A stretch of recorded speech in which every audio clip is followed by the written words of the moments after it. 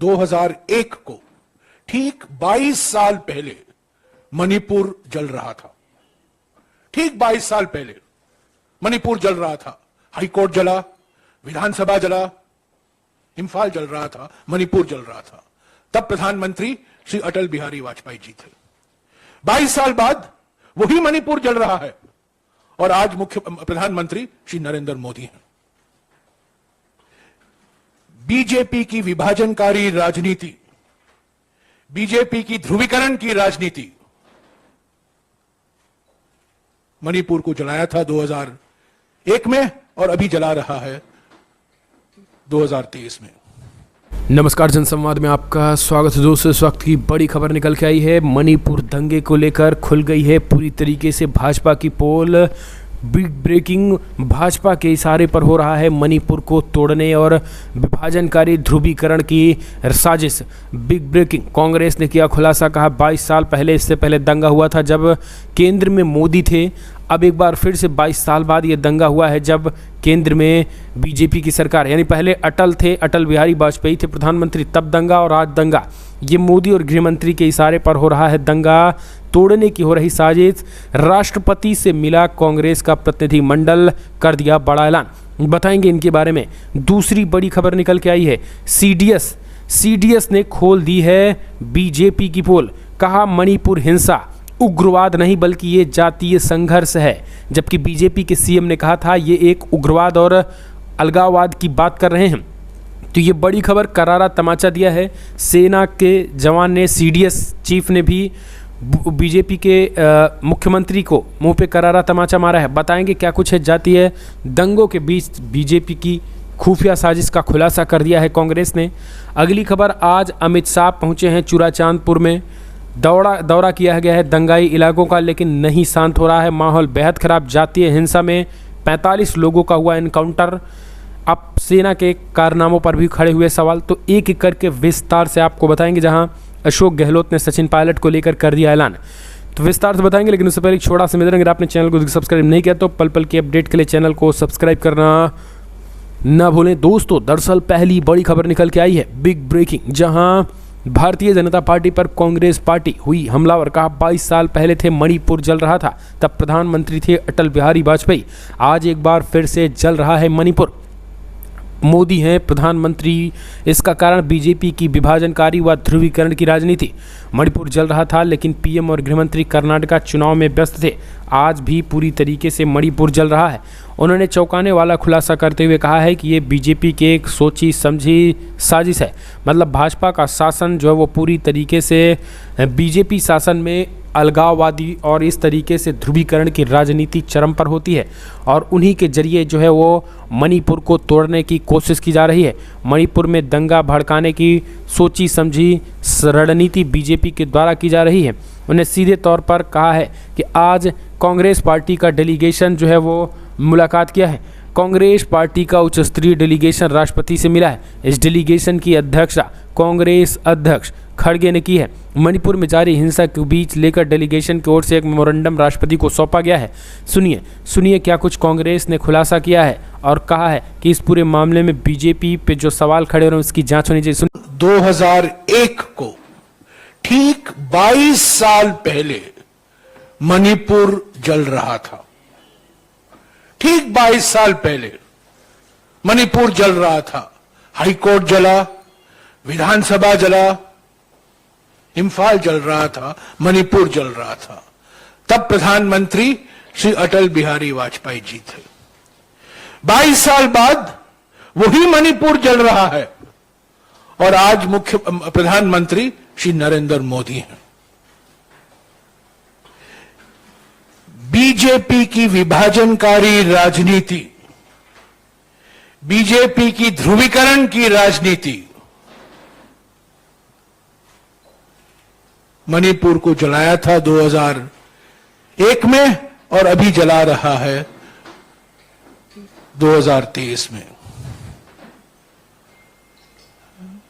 जब मणिपुर जल रहा था, प्रधानमंत्री और गृहमंत्री व्यस्त थे कर्नाटक के चुनाव में।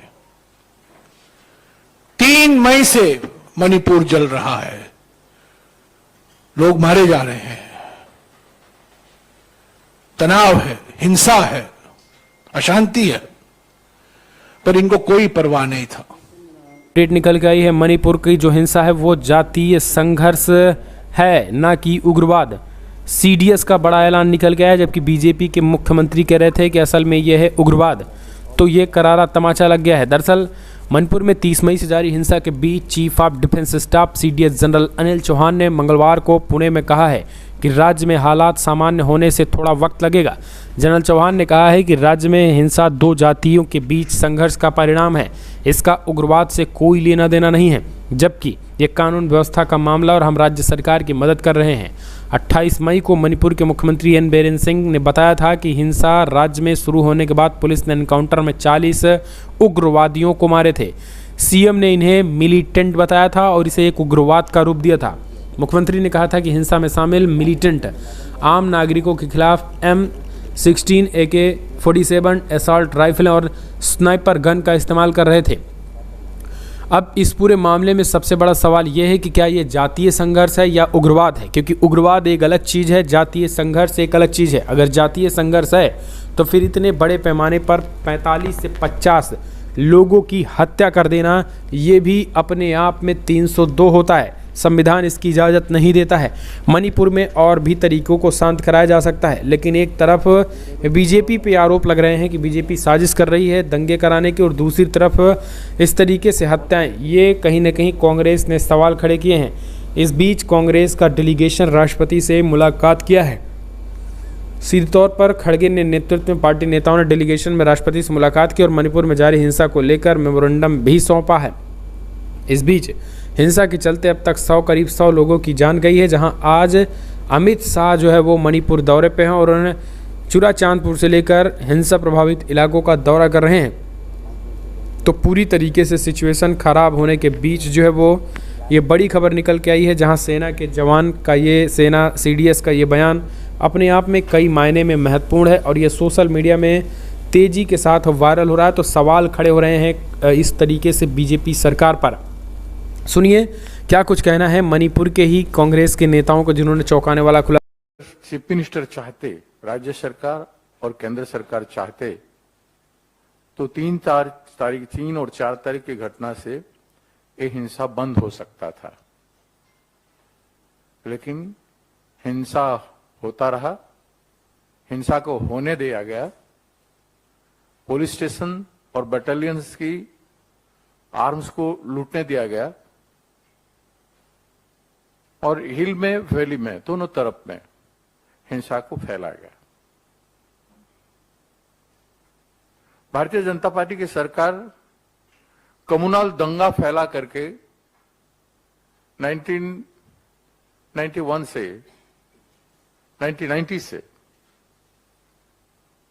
देश में कम्युनल दंगा पैदा करके 2 MP से आज तक सरकार में बने हैं। इतना 2 MP थे तब और आज उतना बने। हिंसा ही इस पार्टी का माध्यम रहा है, लोगों का दिलों को तोड़ना और हिंसा को स्थापित करना, भय और आतंक फैला के लोगों का इमोशन को एक्सप्लॉइट करके चुनाव जीतना, ये उनका माध्यम हर राज्यों में रहा है। ये नई बात नहीं है, लेकिन इतना प्यार से सुंदर से 2 कम्युनिटी के लोग, मैथई लोग और कुकी लोग प्यार से रह रहे थे, उसमें हिंसा सरकार रहते हुए फैला कैसे, क्यों फैला गया, उसका क्या फायदा मिल रहा है? क्या भारत सरकार को या केंद्र राज्य सरकार को इसका फायदा मिल रहा है? आप लोग अगर सवाल करेंगे तो इसका ओरिजिन कहां हुआ, क्यों हुआ, इसको क्यों ऐसा किया जा रहा है? 1 महीना तक होम मिनिस्टर नहीं जाना और होम मिनिस्टर जाने का घोषणा के बाद, होम मिनिस्टर साहब का घोषणा हुआ 3-4 दिन पहले कि वो जा रहे हैं 29 को, और इसका 2 दिन पहले से हिंसा बढ़ गया। तो इतना मिलिट्री फोर्सेस वहां पे है, सरकार के पास इतना आयाम है, बीजेपी पार्टी के कैडर्स एक चुनाव वाली स्टेट में घुस जाते हैं 2000, 5000 और घरों घरों में घुस के लोगों को वोट के लिए मोटिवेट करते हैं। तो जनता को मोटिवेट करने के लिए नहीं जा पाए। अगर पार्टी और सरकार दोनों महत्व देते तो वहां लोगों में सौहार्दपूर्ण वातावरण बनाने की प्रक्रिया कर सकता था सरकार, जो नहीं किया। अगली एक और अपडेट सचिन पायलट को लेकर आई है, बिग ब्रेकिंग न्यूज। जी हां, दरअसल दोस्तों आपको बता दें, सचिन पायलट को लेकर राजस्थान के मुख्यमंत्री अशोक गहलोत ने किया है बड़ा खुलासा। दरअसल दोस्तों आपको बता दें, सचिन पायलट, जी हां, सचिन पायलट वो नाम जहां पूरी तरीके से अब सरकार को लेकर ये बड़ी खबर निकल के आई है, जहां सचिन पायलट ने ही पूरी तरीके से कांग्रेस के बीच पैचअप हो गया है। राजस्थान के मुख्यमंत्री अशोक गहलोत ने कहा है कि सब कुछ ठीक ठाक है और जल्द ही हम ठीक कर लेंगे। सुनिए क्या कुछ कहना है राजस्थान के मुख्यमंत्री। अब भरोसा है वो साथ में मिलकर काम करेंगे। उनके लिए क्या रोल होगा? क्यों नहीं करेंगे? अगर पार्टी में वो हैं और पार्टी में अगर हैं तो फिर क्यों नहीं करेंगे? क्या रोल होगा सर उनके लिए? ये रोल की भूमिका हमारी नहीं होती है। रोल की भूमिका हाईकमान की होती है। कौन क्या रोल है? हाईकमान कहता सर तुम्हें आप सरकार में शामिल करने को तैयार मैं है? तो ये मानता हूँ कि मैं खुद कई बार कह चुका हूँ कि मेरे लिए जो है अब पद मायने नहीं रखते हैं, मेरे लिए मायने रखता है जिंदगी में। मैं 3 बार मुख्यमंत्री बना हूँ। मैं अब आप लोग समझ नहीं पा रहे हैं या मैं समझा नहीं पा रहा हूँ। 3 बार मुख्यमंत्री बनना बहुत रेयर होता है। 3 बार मुख्यमंत्री बनना मायने रखता है, ठीक है। और 3 बार जो है केंद्रीय मंत्री बनना ही मायने रखता है। तो मुझे सब कुछ पार्टी ने दिया है। सोनिया जी ने और राहुल जी ने मुझसे विश्वास किया, प्रियंका जी का भी योगदान था। जब मुझे तो चांस दिए हैं काम करने के, तो आज मेरी ड्यूटी बनती है कि मैं वो काम करूं जो हाईकमान चाहे। वे किस प्रकार से हम जीत के आए हैं उसके अंदर मैं मेरी भूमिका रखूं, इम्पोर्टेंट वो मैं रख रहा हूं। और जो मुझसे हो सकता था, मैंने 5 साल के अंदर गवर्नेंस देने में, योजना बनाने में मैंने कमी नहीं रखी है। राजस्थान पूरा प्रदेश जानता है। अब चाहे मोदी जी आओ और चाहे अमित शाह जी आओ, मेरा दावा है जनता सच्चाई समझ जाएगी कि भाई काम किसने किया। वो राष्ट्रीय राजनीति की बात करने लग जाते हैं। उनका एजेंडा दूसरा है, मेरा एजेंडा है सिर्फ राजस्थान की सेवा करना, राजस्थान में योजनाएं लागू करना, जो मैंने घोषणा करी है बजट के अंदर वो इम्प्लीमेंट हो। ये मेरा एजेंडा है कि किस प्रकार मैं वहाँ विकास, चौमुखी विकास हो, सिंचाई हो, चाहे किसानों की समस्याएं हो, चाहे वो युवाओं का हो, चाहे किसी वर्ग का, मजदूर का हो, SC, ST, OBC या माइनॉरिटी के हो, किससे हो मुद्दे हो, मैं सबको कैसे निपटाऊं वो मैं लगा हुआ हूँ। मुझे लगता है इस बार मैं सफल हुआ हूँ और जनता इस बार मुझे लगता है कि इस बार सरकार रिपीट कर सकती है। वैसे तो माई बाप जनता ही है, वो फैसला करेगी, वो मैं मंजूर होगा।